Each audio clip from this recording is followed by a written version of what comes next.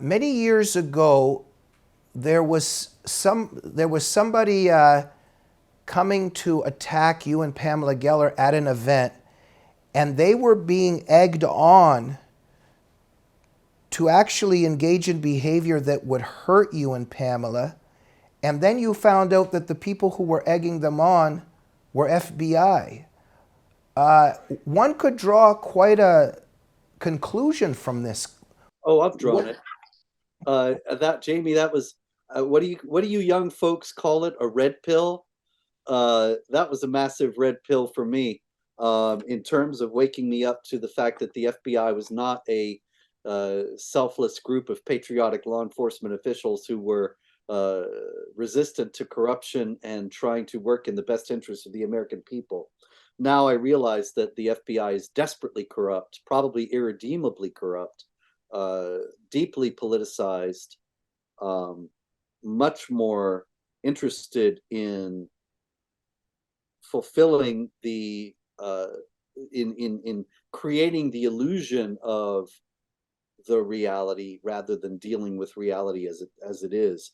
What happened was, yeah, Pamela Geller and I sponsored a Muhammad art exhibit and cartoon contest on May 3rd, 2015, in Garland, Texas.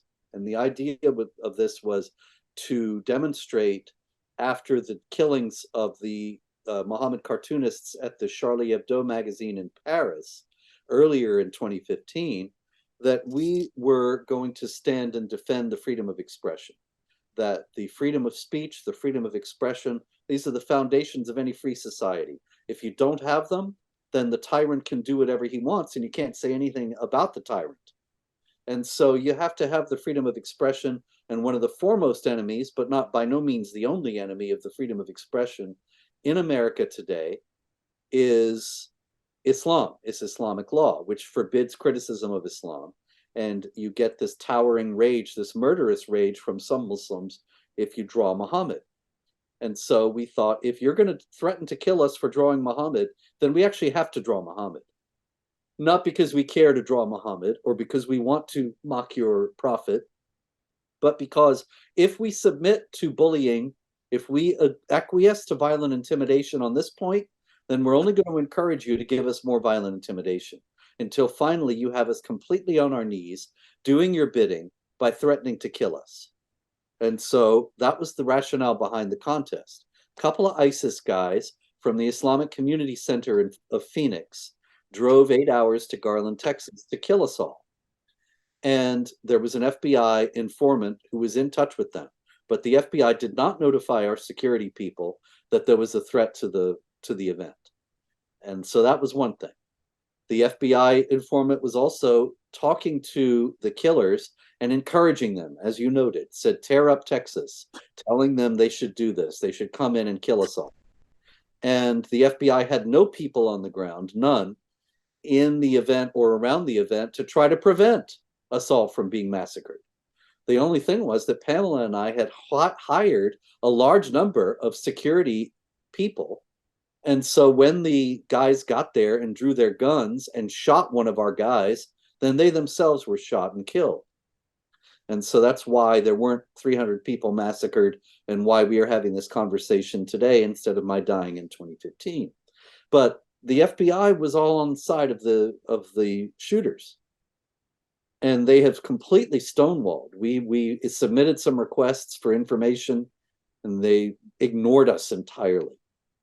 And then came out, there was a trial involved with some of the plotters who survived, and the informant actually showed up and testified and gave this ridiculously implausible story about how he wasn't really encouraging them. He was just saying to them what they might do if they got to our event, which of course, that's just silly beyond measure.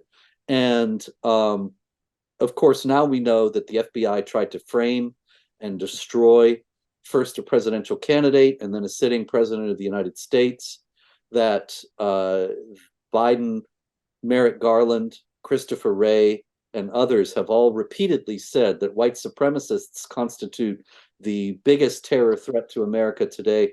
And so FBI agents have actually been pressured, according to whistleblowers, to classify cases as white supremacist terrorism, even when there was no element of that in the case, to exaggerate cases, to even fabricate material to make it look as if this is a white supremacist threat.